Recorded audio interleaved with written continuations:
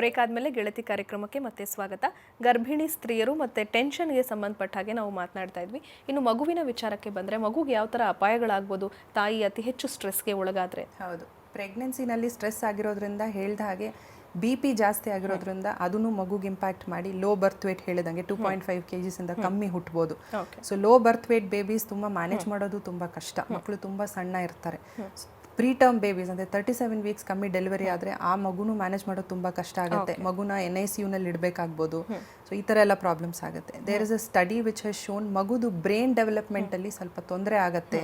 ಈ ಥರ stress, ತಾಯಿಯಲ್ಲಿ stress ಇದ್ದು ಮಗು ಹುಟ್ಟೋ ಮಕ್ಕಳಿಗೆ ಬ್ರೈನ್ ಡೆವಲಪ್ಮೆಂಟಲ್ಲಿ ತೊಂದರೆ ಆಗುತ್ತೆ ಅಂತ it is been proven. Okay. ಮಗುಗೆ ಇನ್ಫೆಕ್ಷನ್ ರೇಟ್ಸ್ ಜಾಸ್ತಿ ಆಗುತ್ತೆ. It is proven. ಮಗುಗೆ ತಾಯಿಯಲ್ಲಿ ಸ್ಟ್ರೆಸ್ ಜಾಸ್ತಿ ಆಗಿರೋದ್ರಿಂದ ಇಮ್ಯೂನ್ ಸಿಸ್ಟಮ್ ಅಂದರೆ ಇಮ್ಯೂನ್ ಸಿಸ್ಟಮ್ ಕಮ್ಮಿ ಆಗುತ್ತೆ. ಸೊ ಥ್ರೂ ದ್ಯಾಟ್ ಮಗುಗೆ ಇನ್ಫೆಕ್ಷನ್ಸ್ ಜಾಸ್ತಿ, ತಾಯಿಗೆ ಗರ್ಭಕೋಶದಲ್ಲಿ ಇನ್ಫೆಕ್ಷನ್ಸ್ ಜಾಸ್ತಿ, ಇಂಟ್ರಾಯುಟ್ರೈನ್ ಇನ್ಫೆಕ್ಷನ್ಸ್ ಜಾಸ್ತಿ ಆಗಿರೋದ್ರಿಂದ ಮಗು ಹುಟ್ಟುವಾಗ, ಹುಟ್ಟಿದ ನಂತರ ಇಂಥ ಮಕ್ಕಳಿಗೆ ಇನ್ಫೆಕ್ಷನ್ಸ್ ಆಗೋ ರೇಟ್ಸ್ ತುಂಬ ಜಾಸ್ತಿ ಇದೆ. ನಂತರ ಮಗು ಸ್ಕೂಲ್ಗೆ ಹೋಗುವಾಗ ಎಮೋಷನಲ್ ಪ್ರಾಬ್ಲಮ್ಸ್, ಬಿಹೇವಿಯರಲ್ ಪ್ರಾಬ್ಲಮ್ಸ್ ತುಂಬಾ ಜಾಸ್ತಿ ಆಗುತ್ತೆ. ಹೌದು. ಓಕೆ. ಹಾಗೇನೆ ಇಂಥ ಮಕ್ಕಳಿಗೆ ವೀಕ್ನೆಸ್ ಕೂಡ ತುಂಬಾ ಜಾಸ್ತಿ ಇರುತ್ತೆ ಅಂತ ಹೇಳ್ತಾರೆ. ಸೊ ಓದಿನಲ್ಲಿ ಕೂಡ ಮಕ್ಕಳು ಸ್ವಲ್ಪ ಹಿಂದೆ ಇರ್ತಾರೆ ಬೇರೆ ಮಕ್ಕಳ ಕಂಪೇರ್ ಮಾಡಿ. ಸ್ಕೂಲ್ನಲ್ಲಿ ಅವ್ರದ್ದು ಇಂಟೆಲಿಜೆನ್ಸ್ ಆಗ್ಬೋದು. ಪ್ರೂವ್ ಆಗಿದೆ ದಟ್ ಸ್ಟಡೀಸ್ ಪ್ರಕಾರ ಇಂಥ ಮಕ್ಕಳಿಗೆ IQ ಲೆವೆಲ್ ಕಮ್ಮಿ ಇರುತ್ತೆ.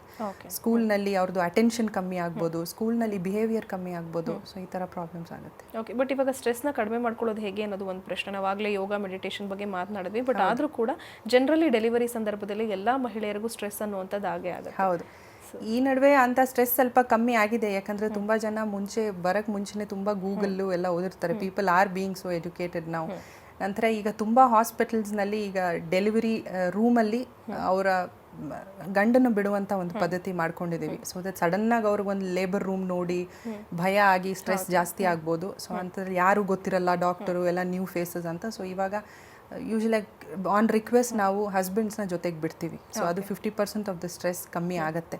ಸೊ ಸೆಕೆಂಡ್ಲಿ ಇವಾಗ ನಾನು ನಿಮ್ಗೆ ಹೇಳ್ದಂಗೆ ಪೇನ್ಲೆಸ್ ಲೇಬರ್ ಬಂದಿದೆ ನಾರ್ಮಲ್ ಡೆಲಿವರಿಗೋಸ್ಕರ. ಸೊ ಬೆನ್ನಿನಲ್ಲಿ ಒಂದು ಚಿಕ್ಕ ಇಂಜೆಕ್ಷನ್ ಅಷ್ಟೇ. ನಾರ್ಮಲ್ ಡೆಲಿವರಿ ಪ್ರೋಸೆಸ್ಗೆ ಏನು ತೊಂದರೆ ಆಗಲ್ಲ, ಬಟ್ ಪೇನ್ ಇರಲ್ಲ. So that's called painless vaginal delivery. ತುಂಬ ಕಡೆ ಮಾಡ್ತಿದ್ದಾರೆ. ಸಿಸೇರಿಯನ್ ಎನಿವೇ ಹೆದರ್ಕೋಬೇಕಾಗಿಲ್ಲ, ಎನಿವೇ ಅದು ಪೇನ್ಲೆಸ್ಸೇ ಇರುತ್ತೆ. ಸೊ ಹೀಗಾಗಿ ನಾನು ಅದೇ ಹೇಳಿದ ಪ್ರಕಾರ ಮುಂಚೆನೇ ನಿಮ್ಮ ಡಾಕ್ಟರ್ ಹತ್ರ ಡಿಸ್ಕಸ್ ಮಾಡಿ ಹೆಂಗೆ how will I go through. Almost at around 8 month complete ಆಗಿ 37-38 ವೀಕ್ಸ್ ಆದ ತಕ್ಷಣ ಡಾಕ್ಟ್ರಿಗೆ ಗೊತ್ತಾಗುತ್ತೆ ನಾರ್ಮಲ್ ಆಗುತ್ತಾ, ಸಿಸೇರಿಯನ್ ಆಗ್ಬೋದಾ ಅನ್ನೋದೊಂದು. ಸೊ ಮುಂಚೆಯಿಂದ ಡಿಸ್ಕಸ್ ಮಾಡ್ಕೊಂಡು ಬಂದಿದ್ರೆ ಐ ಥಿಂಕ್ ಸ್ಟ್ರೆಸ್ ಏನಿರಲ್ಲ.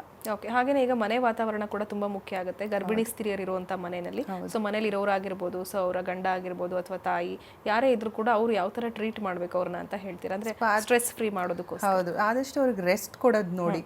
ಸೊ ವರ್ಕಿಂಗ್ ಪೀಪಲ್ 6-7 ಮಂತ್ಸ್ಗೆ ನೀವು ರೆಸ್ಟ್ ತೊಗೊಂಡ್ಬಿಟ್ರೆ ಆಗುತ್ತೆ. That will help you out. ಮನೆಯಲ್ಲಿ ಹಸ್ಬೆಂಡ್ ಸಪೋರ್ಟ್ ತುಂಬಾ ಇಂಪಾರ್ಟೆಂಟ್ ಆಗುತ್ತೆ. ಸೊ ಅವಳು ಏನಿದ್ಲು ಮುಂಚೆ ಅವಳು ಕಂಪ್ಲೀಟ್ ಬಾಡಿನಲ್ಲಿ ಚೇಂಜಸ್ ಆಗ್ತಾ ಇದೆ ಇವಾಗ. She is giving life to another person ನಾವು. ಸೊ ಅವಳು ಕಂಪ್ಲೀಟ್ ಬಾಡಿ ಚೇಂಜಸ್ನ ಅವರು ಸಪೋರ್ಟ್ ಮಾಡಬೇಕಾಗತ್ತೆ. ಹಸ್ಬೆಂಡ್ ಕಡೆಯಿಂದ ತುಂಬ ಸಪೋರ್ಟ್ ಇಂಪಾರ್ಟೆಂಟು. ಇನ್ಲಾಸ್ ಮನೇಲಿದ್ದರೆ ಅವ್ರ ಅತ್ತೆ ಮಾವ ತುಂಬಾ ಸಪೋರ್ಟ್ ಮಾಡಬೇಕಾಗತ್ತೆ. ಅವ್ರು ಸ್ವಲ್ಪ ಅವ್ರ ಕೆಲಸ ಏನಿದೆ, ಇವ್ರಿಗೇನು ಕಂಪ್ಲೀಟ್ ಬೆಡ್ ರೆಸ್ಟ್ ಏನು ಬೇಕಿಲ್ಲ, ಬಟ್ ಮಾಡೋ ಕೆಲಸದಲ್ಲಿ ಅಟ್ಲೀಸ್ಟ್ ಒಂದು ಅರ್ಧ ಅವ್ರು ಶೇರ್ ಮಾಡಿಕೊಂಡ್ರೆ ಅವ್ರಿಗೆ ಏನು ತೊಂದರೆ ಆಗ್ತಿದೆ ಅನ್ನೋಕ್ಕೆ ಶೇರ್ ಮಾಡ್ಕೊಳ್ಳೋಕೆ ಮನೇಲಿ ಯಾರಾದರೂ ಇದ್ದರೆ ಸಾಕು. ಓಕೆ. ಸೊ ಹಾಗೇನೆ ಇನ್ನು ಇವಾಗ ಇತ್ತೀಚಿನ ಲೇಟೆಸ್ಟ್ ಟ್ರೆಂಡ್ ಪ್ರಕಾರ ಇವಾಗ ಒಂದು ಮಗು ಇದ್ರೆ ಅಥವಾ 2 ಮಕ್ಕಳಿದ್ದವರು ಅವರು 3ನೇ ಮಗು ಮಾಡ್ಕೊಳ್ಳೋಕೆ ಹೋಗುವಂಥ ಸಂದರ್ಭದಲ್ಲೂ ಕೂಡ ಅವ್ರಿಗೆ ತುಂಬ ಪ್ರೆಷರ್. ಅಂದರೆ ಇವಾಗ ಗಂಡು ಮಗುನೇ ಬೇಕು ಅಂತ ಹೇಳುವಂಥವ್ರಿಗೆ ಅವ್ರಿಗೆ ಇನ್ನೂ ಸ್ಟ್ರೆಸ್ ಡಬಲ್ ಆ್ಯಡ್ ಆಗ್ತಾ ಹೋಗುತ್ತೆ. ಸೊ ಮನೆಯವರಿಂದ ಆಗಿರ್ಬೋದು, ಹಸ್ಬೆಂಡಿಂದ ಆಗಿರ್ಬೋದು. ಸೊ ಅಂಥವ್ರಿಗೆ ಏನು ಹೇಳಕ್ಕೆ ಇಷ್ಟ? ಹೌದು, ಇವಾಗ ಒಂದು ಗಂಡು ಒಂದು ಹೆಣ್ಣು ಇತ್ತು ಅಂದರೆ ಯೂಶಲಾಗಿ ಇವಾಗ ಎಲ್ಲರೂ ಫ್ಯಾಮಿಲಿ ಸ್ಟಾಪ್ ಮಾಡ್ತಾ ಇದ್ದಾರೆ. 2 ಹೆಣ್ಣಿದ್ದು ಒಂದು ಗಂಡು ಮಗುನೇ ಬೇಕು ಅನ್ನೋದೊಂದು ಇದ್ದಾಗ ಆ ತಾಯಿಗೆ ಟೆನ್ಷನ್ ಇಲ್ಲದೆ ಇದ್ರೂ ಆ ಫ್ಯಾಮಿಲಿಗೆ ತುಂಬಾ ಟೆನ್ಷನ್ ಕೊಡ್ತಿರ್ತಾರೆ. ಅದು ನಮ್ಮ ಇಂಡಿಯಲ್ಲಿ ನಿಮಗೆ ಗೊತ್ತಿರೋ ಹಂಗೆ ನಾವು ಸ್ಕ್ಯಾನಿಂಗಲ್ಲಿ ಮುಂಚೆನೇ ಹೇಳಲ್ಲ ಅದು ಗಂಡು ಹೆಣ್ಣು ಅನ್ನೋದು. ಬೇರೆ ಕಡೆ ಹೇಳ್ತಾರೆ. ಸೊ ನಮ್ಮಲ್ಲಿ ಎಲ್ಲಿ ಹೆಣ್ಣು ಭ್ರೂಣ ಆಗಿಬಿಡುತ್ತು ಮತ್ತು ಅಬಾರ್ಷನ್ ಮಾಡಿಸ್ಬಿಡ್ತಾರೆ ಅಂತ ನಾವು ಹೇಳಲ್ಲ. ಸೊ ಹಾಗಾಗಿ ಅಂತ ದಯವಿಟ್ಟು ಅಂತ ಟೆನ್ಷನ್ ತಾಯಿಗೆ ಕೊಡಬೇಡಿ. ಅವಳಿಗೆ ತುಂಬಾ ಸ್ಟ್ರೆಸ್ ಆಗುತ್ತೆ. ಅದರಿಂದ ಅವಳಿಗೆ ಡೆಲಿವರಿ ನಂತರನೂ ಬೈ ಚಾನ್ಸ್ ಅದು ಹೆಣ್ಣೆ ಆಗಿಬಿಟ್ರೆ ಅವಳಿಗೆ throughout the life it is a tension. So ಹಾಗಾಗಿ ದಯವಿಟ್ಟು ಹೆಣ್ಣು ಭ್ರೂಣ ಹತ್ಯೆ ಮಾಡೋದು ನಿಲ್ಲಿಸ್ಬಿಟ್ಟು I think you will have to support the mother. ಏನು ಕೊಟ್ಟರು ದೇವ್ರು ಕೊಟ್ಟಿದ್ದು, ಅದು ಗಂಡು ಮಗು ಆಗಲಿ ಹೆಣ್ಣು ಮಗು ಆಗಲಿ, it is in his hands. ನಿಜ, ಎಜುಕೇಟೆಡ್ ಕ್ಲಾಸಲ್ಲಿ ಇದು ಕಡಿಮೆ ಆಗಿದೆ, ಬಟ್ ಗ್ರಾಮೀಣ ಪ್ರದೇಶದಲ್ಲಿ ಇನ್ನೂ ಕೂಡ ಇದೆ. ಹೌದು, ಇನ್ನೂ ಇದೆ. ಎಜುಕೇಟೆಡ್ ಕ್ಲಾಸಲ್ಲಿ ತುಂಬಾನೇ ಕಮ್ಮಿ ಆಗಿದೆ. But as you says if you ತುಂಬಾ ಹಳ್ಳಿ ಕಡೆ ಎಲ್ಲ ಇನ್ನೂ ಸ್ವಲ್ಪ ಇದೆ. ಹೌದು. ಓಕೆ, ಈಗ ಕೊನೆಯದಾಗಿ ಪ್ರೆಗ್ನೆನ್ಸಿ ಮತ್ತು ಸ್ಟ್ರೆಸ್ ಬಗ್ಗೆ ನಮ್ಮ ವೀಕ್ಷಕರಿಗೆ ಏನು ಹೇಳಕ್ಕೆ ಇಷ್ಟಪಡ್ತೀರಿ? ಸ್ಟ್ರೆಸ್ ಅನ್ನೋದು ತಾಯಿ ಮತ್ತು ಆ ಮಗು ಎರಡಿಗೂ ತುಂಬ ಇಂಪ್ಯಾಕ್ಟ್ ಆಗುತ್ತೆ. ಸೊ ದಯವಿಟ್ಟು ನಿಮ್ಮ ಸ್ಟ್ರೆಸ್ ಲೆವೆಲ್ಸ್ ಕಮ್ಮಿ ಇಟ್ಕೊಳ್ಳಿ. ಸ್ಟ್ರೆಸ್ಸು ಎಲ್ಲರಿಗೂ ಇರುತ್ತೆ, ಅದನ್ನು ಹೆಂಗೆ ನೀವು ಹೋರಾಟ ಮಾಡ್ತೀರಾ ಅನ್ನೋದ್ರ ಮೇಲೆ ಡಿಪೆಂಡ್ ಆಗುತ್ತೆ. How you handle your stress is much important. So ಸ್ಟಾರ್ಟಿಂಗಿಂದನೇ ಯೋಗ ಮಾಡ್ಕೊಳ್ಳಿ, ಮೆಡಿಟೇಷನ್ ಮಾಡ್ಕೊಳ್ಳಿ, deep breathing exercises will help you.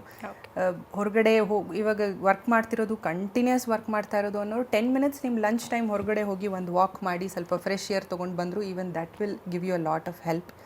Heat well, sleep well, pregnancy will be safe. Okay doctor, pregnancy ಮತ್ತು ಸ್ಟ್ರೆಸ್ಗೆ ಸಂಬಂಧಪಟ್ಟ ಹಾಗೆ ಸಾಕಷ್ಟು ಉಪಯುಕ್ತ ಮಾಹಿತಿಯನ್ನು ನಮ್ಮ ವೀಕ್ಷಕರಿಗೆ ಕೊಟ್ಟಿದ್ದೀರಾ. ಧನ್ಯವಾದ. Thank you. ಓಕೆ ವೀಕ್ಷಕರೇ, ಇದು ಇವತ್ತಿನ ಗೆಳತಿ ವಿಶೇಷ. ಮುಂದಿನ ಸಂಚಿಕೆಯಲ್ಲಿ ಮತ್ತೊಂದು ವಿಶೇಷತೆಯೊಂದಿಗೆ ನಿಮ್ಮನ್ನು ಭೇಟಿ ಮಾಡ್ತೀನಿ. ಈಗ ಮನೆ ಮದ್ದು ಕಾರ್ಯಕ್ರಮ ಪ್ರಸಾರ ಆಗುತ್ತೆ. ನೋಡ್ತಾ ಇರಿ ಸರಳ ಜೀವನ. ಇದು ಮನುಕುಲದ ಒಳಿತಿಗಾಗಿ.